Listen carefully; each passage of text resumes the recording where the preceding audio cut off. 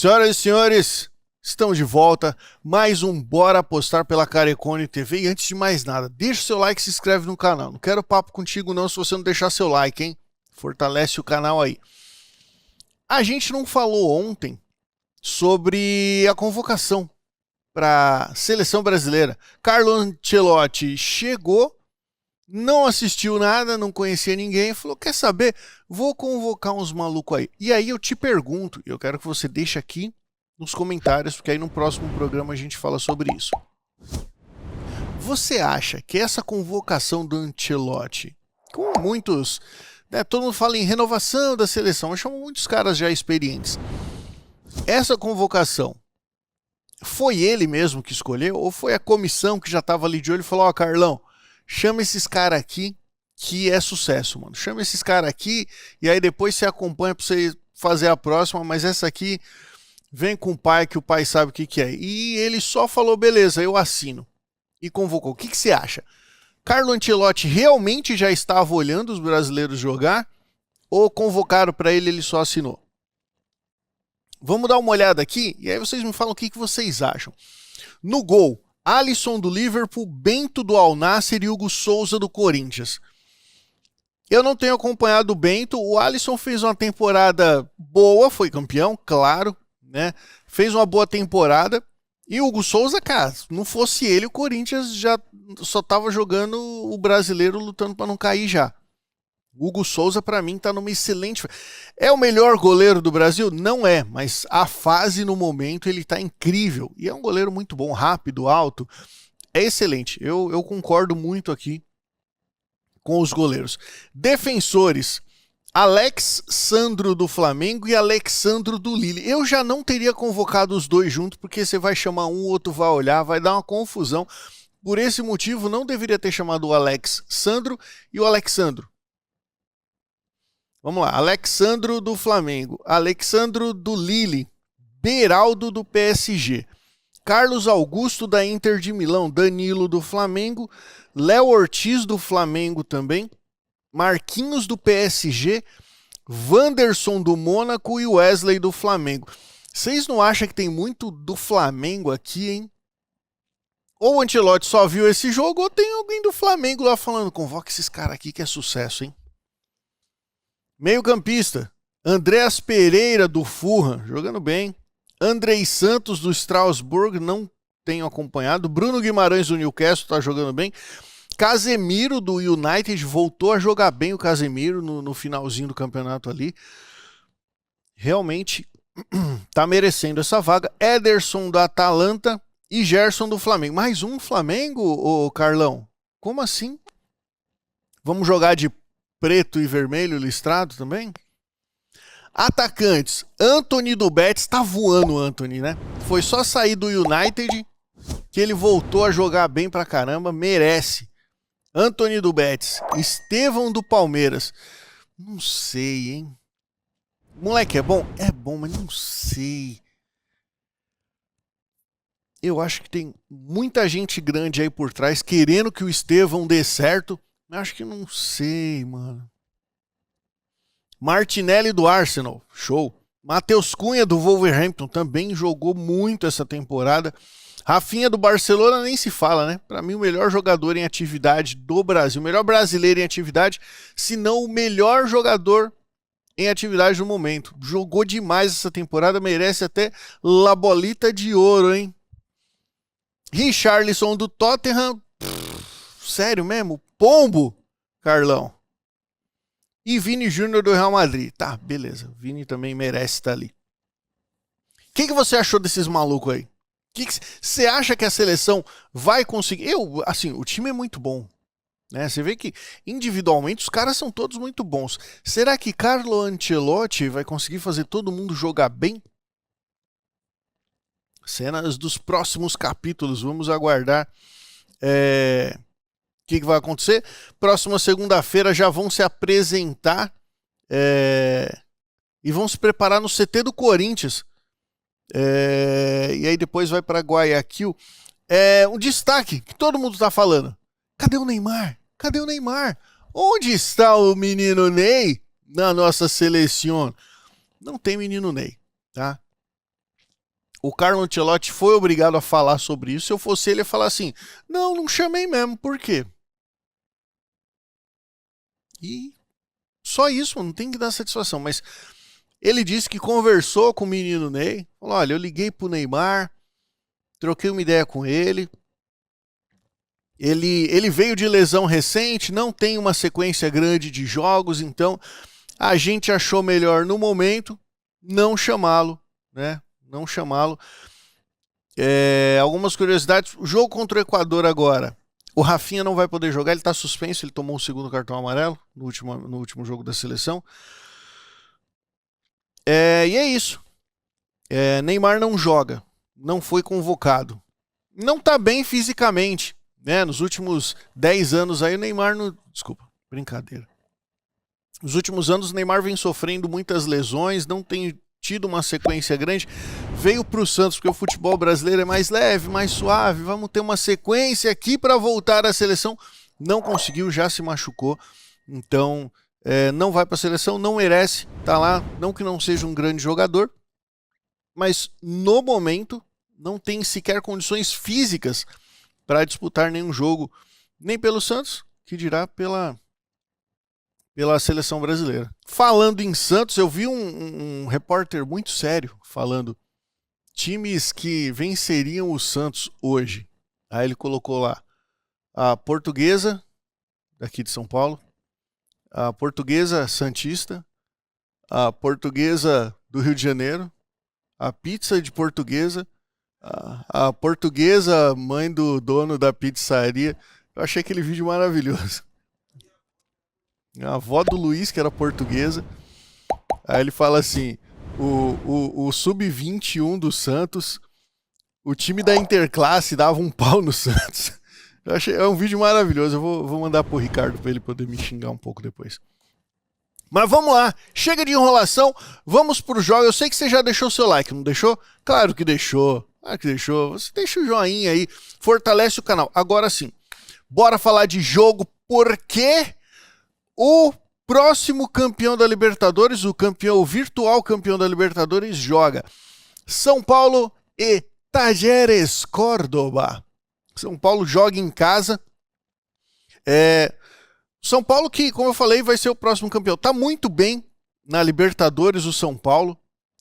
Vai fazer esse jogo aqui com o Talleres só para definir se vai se classificar em primeiro, se vai se classificar em segundo, mas já tá com a vaga no bolso o São Paulo.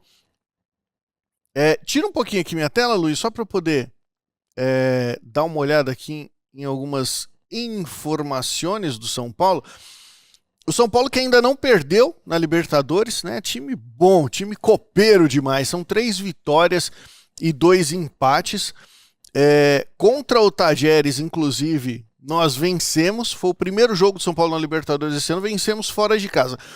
O Talleres, ele tem 3 derrotas, 1 empate e só 1 vitória contra o Alianza Lima.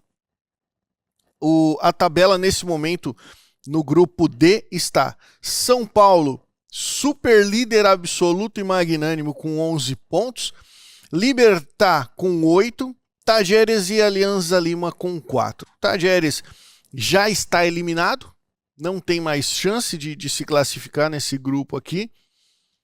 Os classificados são Libertad e São Paulo.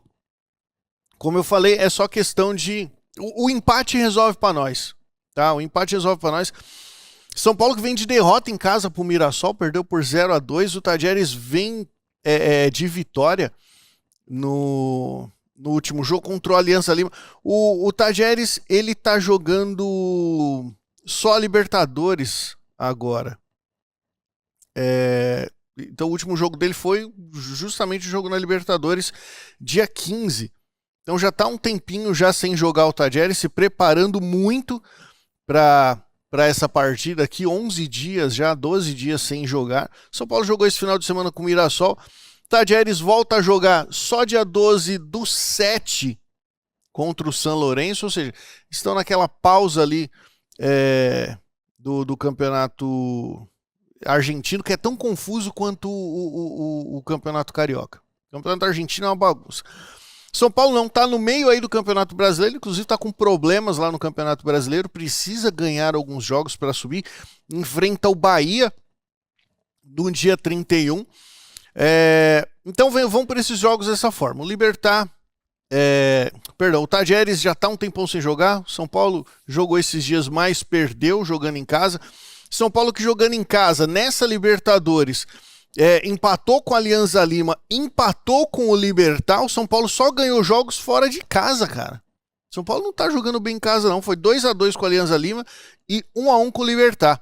Todos os jogos fora de casa a gente venceu. Vencemos o Tajeres por 1-0, o Libertad por 2-0 e o Alianza Lima por 2-0 também. Então, complicado, hein? São Paulo precisa mostrar aí alguma coisa diante da torcida. Pô, São Paulo, bora pro jogo. Agora sim, vamos dar uma olhada aqui no Sherlock. Sherlock na tela, por favor. Isso. Ô, Luiz, não deixa mais eu sair do quadradinho, o Luiz me boicotando aqui. Lembrando que são campeonatos de níveis diferentes, tá? O São Paulo joga o Campeonato Brasileiro, o Tajeres joga o Campeonato Argentino, eles não se enfrentam com frequência, então jogo de Copa de times que não se enfrentam muito, live total. Vamos pro live. O que é interessante, a gente pode até dar uma olhada aqui nos últimos 5 jogos. São Paulo marcou 5 gols e tomou 5 em casa. São Paulo não tá jogando bem em casa, tá? Tajeres marcou 5 e tomou 9. Fica de olho. Essa diferença de gols aqui reflete-se muito nas odds. Olha só, o Beck São Paulo 2,02, Beck Córdoba 4,70. Quer dobrar a sua banca? Entre alavancado, all-in, Beck São Paulo. Me cobre amanhã. Que me cobre amanhã? Não vai fazer essa besteira que nem eu vou fazer isso. O empate 3,30. Olha só, 0,5 HT 1,48. O mercado tá achando que esse gol pode não sair no primeiro tempo, hein? Over 2,5, 2,66. O mercado acredita que não vão sair mais do que 2 gols nessa partida. E agora? Jogo com expectativa bem under. Isso dificulta a gente trabalhar correções no under, inclusive. Ambas marcam não, 1,71, ambas marcam sim, 2,04. O que o mercado está falando aqui? O São Paulo precisa só de um empate, vai jogar contra um time que não fez uma boa campanha na Libertadores em casa. Então o São Paulo deve vencer essa partida, mas marcando um gol só, talvez 2, porque o São Paulo não costuma marcar muitos gols jogando em casa. Não está bem o São Paulo, que será campeão dessa Libertadores, não está bem jogando em casa. Tá? O Tajeres não se espera muito, a força ofensiva HT do Tajeres é quase nula. Tá? Do São Paulo tá 0,2, é quase nula também. A força ofensiva FT dos dois times é baixa aqui. O São Paulo tem uma defensiva maior. O que dá para fazer nesse jogo, Davi? Aguardar o jogo começar e aí, Lei Tajeres, odd 4,7, tá muito boa. Lei Tajeres é o que eu vou fazer nesse jogo, tá? Vou esperar ali uns 2 minutinhos, talvez a odd suba um pouquinho mais, mas ainda tá numa faixa interessante para trabalhar. São Paulo tá jogando bem, tá pressionando, tá atacando? Meto mais dinheiro aonde? Back São Paulo. Pegar esse gol aí do São Paulo, essa odd vai corrigir, vai cair bem. Correct Score, o que eu pretendo trabalhar? Lei goleada São Paulo. Tira aqui de novo minha tela, Luiz, eu não posso mostrar para vocês ainda, mas eu vou dar uma olhadinha aqui na Fultibet, nas odds do Correct Score aqui.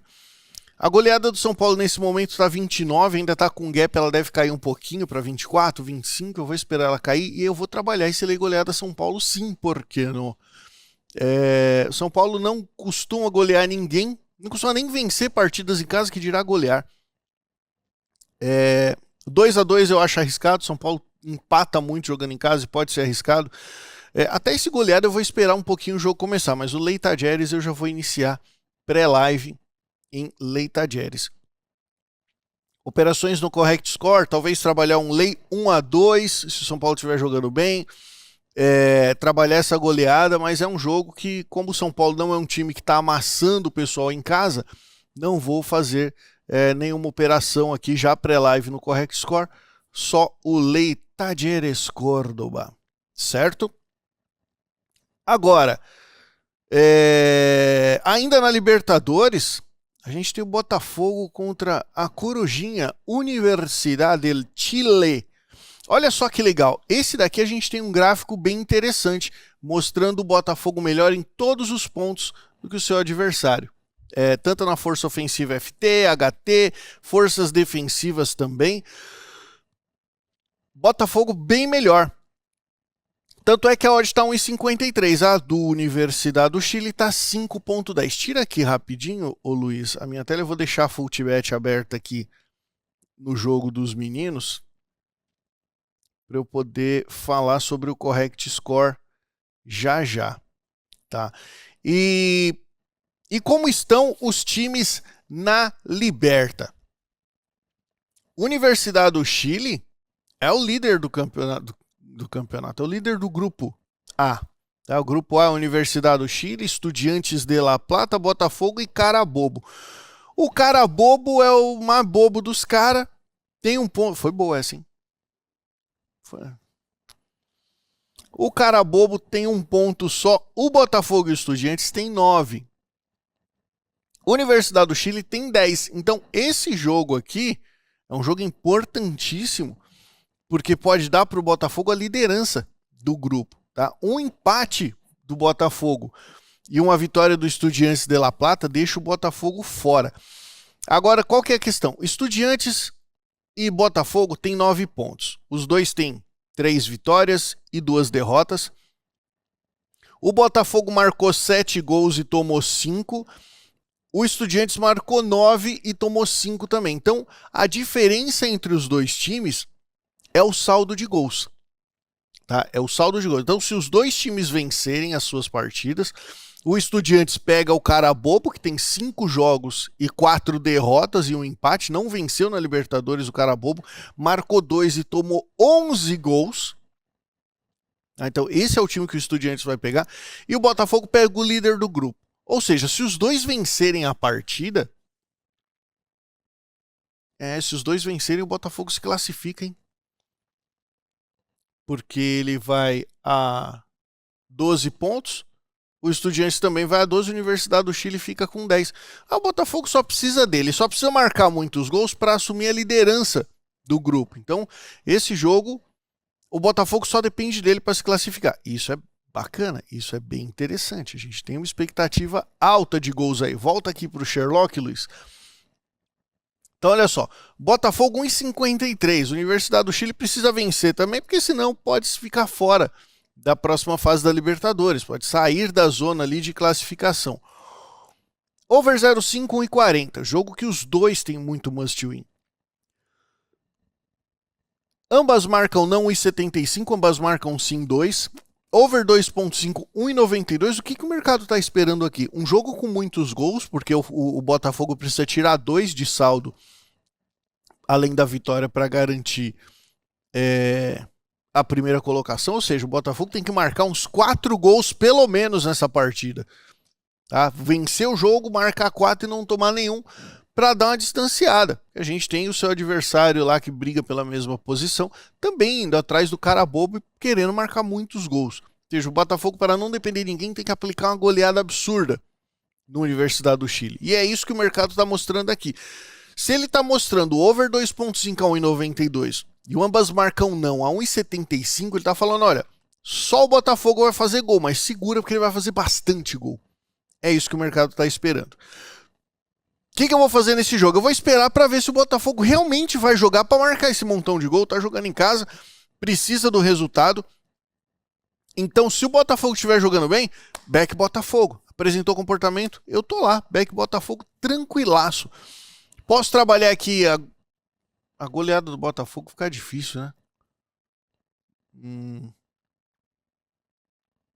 Só o back Botafogo, Davi? Quem sabe um over 2,5 para pegar esse gol no primeiro tempo? O mercado tá esperando. Over 0,5 HT tá 1,40. Ó, over 0,5 HT. Apresentou comportamento, 0,5 HT é 1,40. Back Botafogo é 1,53.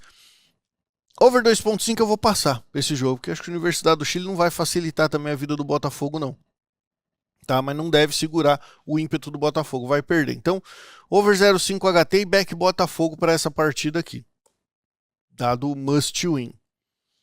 Agora, além desses times aqui nesse campeonato incrível, volta aqui, Luizão. Além disso, a gente tem um outro campeonato, um pouco mais fraco ali, Libertadores, é onde jogam os melhores times, e aí tem outro campeonato que é o Sul-Americana, tipo a Série B da América do Sul. Na Série B da América do Sul, a gente tem 2 joguinhos aqui, Vasco e Melgar, e Huracan e Corinthians. No caso do Vasco e Melgar, tá, o Vasco joga em casa, não tá entre os 2 classificados para a próxima fase, tem 5 pontos, o Melgar tem 7, o Lanús tem 11 já classificado. O Vasco precisa dessa vitória, tá? É um confronto direto aqui com o Melgar. Quem vencer esse jogo se classifica para a próxima fase. O Melgar precisa só de um empate, inclusive. Vai amarrar demais esse jogo aqui. O Vasco da Gama, que só tem uma vitória na Sul-Americana, tá? Empatou o primeiro jogo contra o próprio Melgar por 3-3, um jogo de 6 gols. Venceu o Puerto Cabello, empatou em 0-0 com o Lanús e aí tomou uma goleada do Puerto Cabello. Cara, estão cuspindo Cabellos até agora. 4-1 o Puerto Cabello meteu e o Lanús venceu o Vasco também por 1-0. A única vitória do Puerto Cabello nessa Sul-Americana foi uma goleada de 4-1 no Vasco.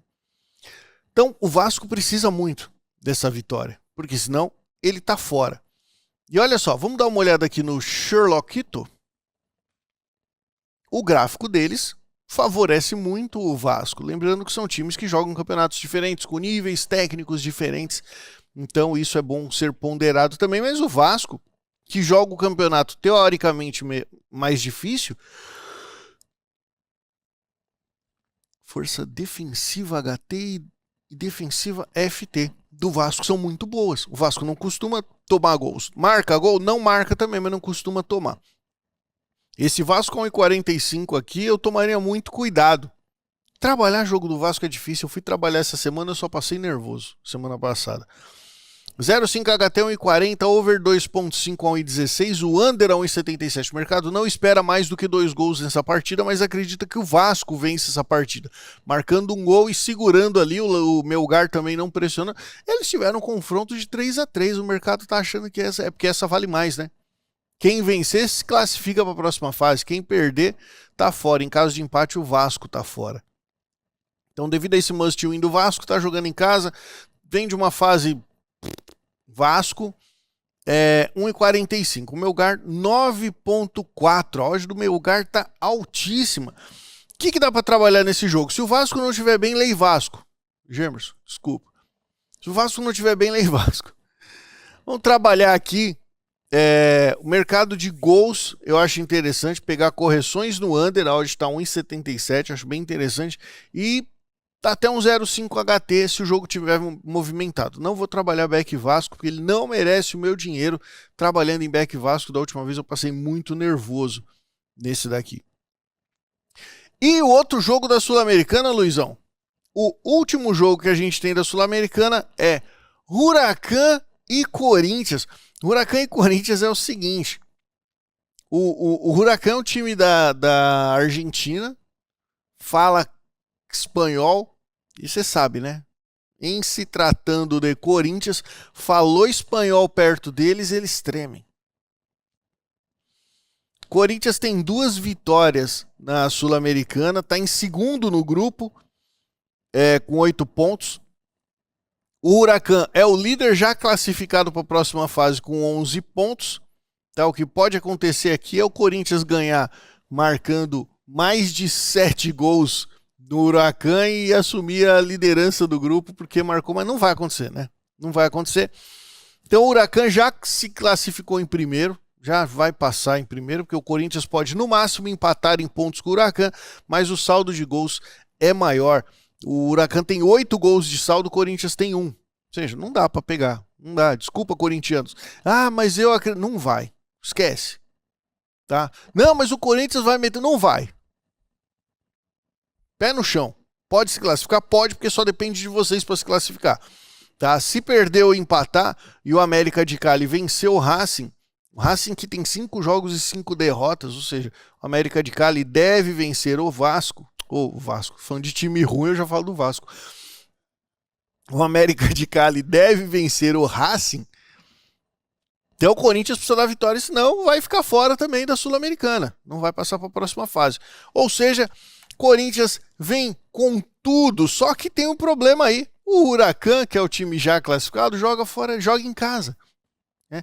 Joga em casa, mas olha só como ele está jogando em casa, mas a odd dele é alta. Põe o Sherlock aqui na tela, Luiz, por favor.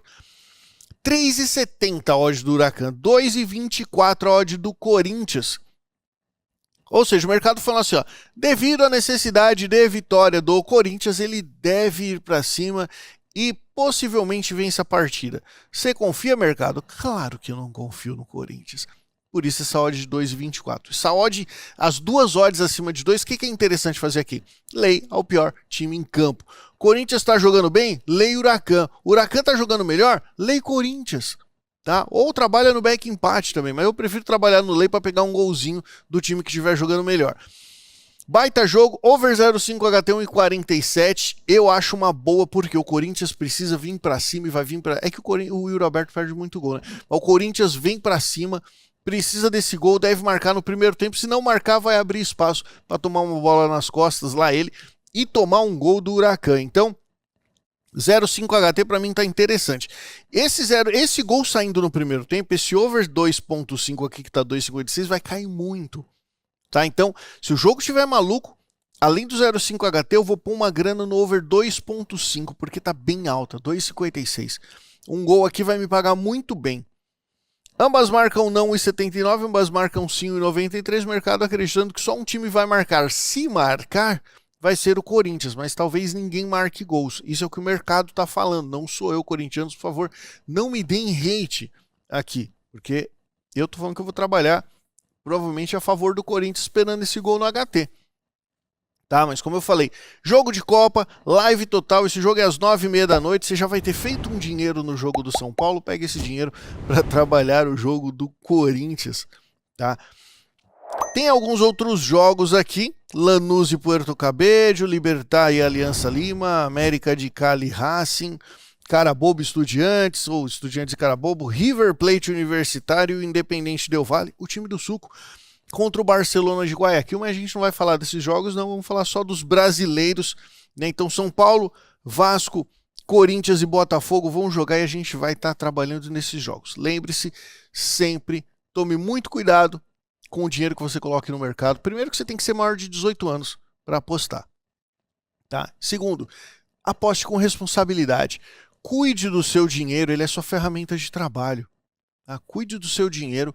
Se você quebrar sua ferramenta de trabalho, você não vai ter como trabalhar amanhã. Sobreviva, né? Famoso longo prazo.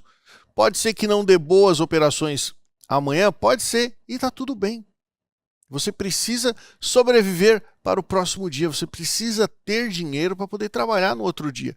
Porque se você tiver um método bacana, um método validado, se você trabalhar direitinho com consistência, vão ter dias que você vai perder dinheiro, mas vão ter dias que você vai ganhar. E você deve ganhar mais do que perder. Só que para isso, você precisa ter uma gestão interessante, uma gestão inteligente para que você sobreviva aos dias ruins.